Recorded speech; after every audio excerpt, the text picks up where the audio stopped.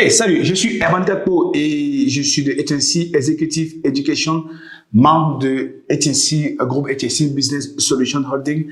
Et on a été très heureux de savoir que vous êtes nombreux à regarder des vidéos comme celle-ci.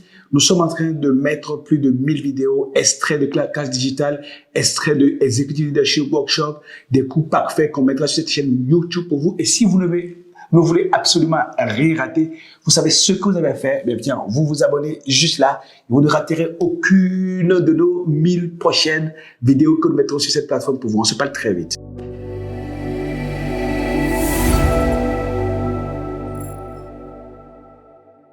Ok, salut, je suis Herman Kakpo et c'est un plaisir pour moi de vous retrouver pour la suite de notre module intelligence émotionnelle et efficacité relationnelle. Et comme on a pu le voir tout à l'heure, tout dépend de notre capacité à pouvoir gérer les pressions venant des autres. Et on a vu les déterminants de la maturité relationnelle et c'est simple.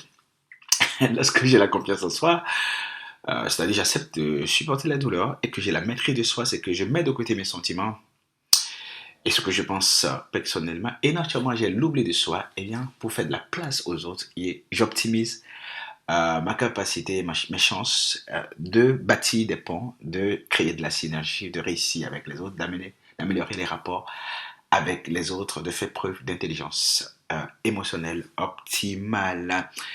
Donc nous allons voir de façon concrète, puisqu'on a dit, la maîtrise de soi, c'est quand on va avec les autres, il y a des pressions qui apparaissent, comment on fait pour rapidement mettre de côté ces sentiments pour pouvoir les gérer. Mais ce n'est pas toujours évident.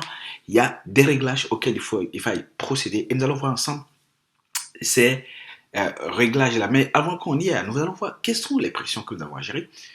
Parce qu'en fait, la plupart des gens prétendent que si les autres étaient corrects et parfaits, ils auraient réussi avec eux. Ce qu'ils oublient, c'est que tout le monde pense la même chose. Tout le monde veut avoir la personne qui ne lui mette pas la pression, la personne qui ait de bonnes attitudes dans la collaboration, dans la relation. Et ce que nous oublions, c'est que chaque personne qui vient avec nous et devant nous, chaque situation qui se présente à nous peut et est souvent une situation de pression. Nous connaissons les pressions du monde, nous connaissons les pressions de la vie, nous connaissons nos pressions liées à notre métier.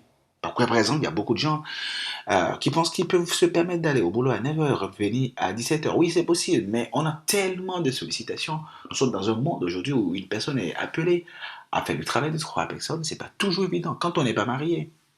Et une fois qu'on est marié, ce ne sont pas les mêmes exigences. Et quand on ne fait pas les ajustements qu'il faut pour savoir, ouais, je n'ai pas les mêmes réalités à vivre, j'ai en face de moi cette fois-ci de nouvelles réalités qui nécessitent que je puisse procéder à un certain nombre d'ajustements de manière à mieux répondre aux sollicitations que j'ai, à mieux être à la hauteur des défis que j'ai à relever, à mieux gérer les pressions. Quand je ne suis pas conscient et que je ne suis pas préparé et prêt, on a du mal à produire des résultats. C'est nous qui avons du mal à gérer les pressions de notre temps et de nos vies. Et ce n'est pas la faute des autres, mais nous pensons que c'est la faute des autres. C'est parce que nous avons perdu, en général, le contrôle de la gestion optimale de nos vies et de nos carrières. Nous ne savons pas par quel bout prendre les choses. Nous ne savons pas comment gérer les situations difficiles. Nous ne savons pas comment voir les pressions s'enchaîner et rester égal à nous-mêmes et réussir à continuer à produire des résultats. C'est là où le bas blesse.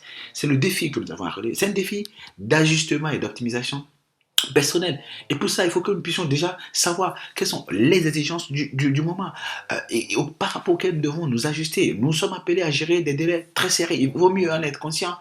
Nous aurons besoin de nous adapter à chaque fois parce que les situations, les personnes, les partenaires changent tout le temps, le budget change tout le temps, les stratégies changent tout le temps. Nous devons savoir que nous sommes appelés à faire aujourd'hui le travail de jusqu'à 5 personnes. Nous devons faire appel, faire du moins, ou faire avec des budgets très serrés. Il nous faut de la maîtrise émotionnelle, il nous faut du leadership au quotidien, il faut tout faire pour satisfaire les clients, même si ce n'est pas toujours facile, même si ce n'est pas toujours évident. Il faut trouver la bonne information pour être sûr de prendre la bonne décision.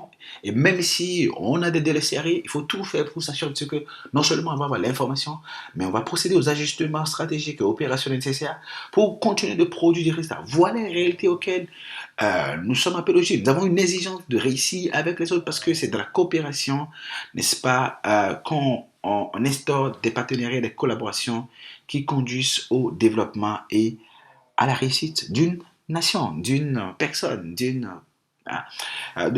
ce que nous essayons de faire, d'une entreprise, d'une organisation. Et on est appelé à se former constamment parce que les choses que nous connaissions il y a 10 ans ne sont plus d'actualité. Les choses que nous connaissions il y a 5 ans ne sont plus d'actualité. Les choses que nous connaissions. Ok, magnifique. Vous êtes en train d'adorer cette vidéo, mais vous savez quoi? On a un bonus pour vous. Vous allez juste cliquer en bas là.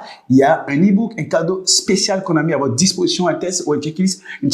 Vous cliquez juste et vous allez en profiter en plus de regarder cette vidéo jusqu'à la fin et bien sûr de vous abonner. Et on est appelé à se former constamment parce que les choses que nous connaissions il y a 10 ans ne sont plus d'actualité. Les choses que nous connaissions il y a 5 ans ne sont plus d'actualité. Les choses que nous connaissions il y a 3 ans ne sont plus d'actualité. Et seuls ceux qui veulent se battre et donnent le meilleur d'eux-mêmes pour pouvoir s'ajuster et faire face aux nouvelles pressions, aux nouvelles réalités de la vie, de l'entreprise et du monde de façon générale, seuls ceux-là s'en sortent. Seuls ceux qui exigent d'eux-mêmes d'avoir le charme au quotidien, de travailler leur endurance, d'avoir de la disponibilité constante pour pouvoir servir tout le monde. Et même s'il ne veut pas rendre tout le monde heureux, servir tout le monde, offrir de la valeur ajoutée à tout le monde, faire un bon retour à tout le monde. Nous avons besoin de nous dépasser.